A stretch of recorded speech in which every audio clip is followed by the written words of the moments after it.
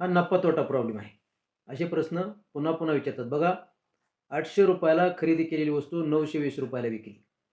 तर किती टक्के नफा झाला? याच्यामध्ये नफा झालेला 800 ची वस्तू विकलेली 920ला म्हणून नफा किती झाला ते लिहायचं आपल्याला. तर नफा झालेला इथं बघा 800 आणि हे 920ला विकली म्हणजे ₹120 नफा झाला तुम्हाला. तर हे 800 चे टक्के काढावे लागतील आपल्याला.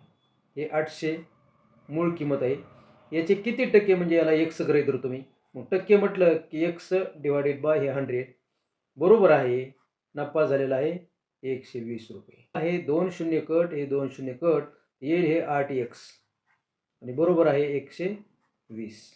म्हणून x बरोबर हे 120 आणि डिव्हायडेड बाय 8 किती येईल हे 8 डिव्हाइड केल्याच्यानंतर बघा 8 एक 8 खाली किती राहिली तर 4 राहिली म्हणजे 40 झाली. बरोबर आहे. तर 40 तर 8 पंचे 40. एक्स म्हणजे काय काढलेलं आपण काय लिहिलेलं आपण एक्स म्हणजे हा टक्केवारी लिहिली की 800 चे किती टक्के. मग 800 चे 15% केले असता ₹120 नफा होतो. मग 800 अधिक 120 बरोबर 920 म्हणजे किती झालं 15%. तर उत्तर याचं ए करेक्ट आहे. असेच व्हिडिओ पाहायचे असतील तर तुम्ही चॅनलला सबस्क्राईब करा.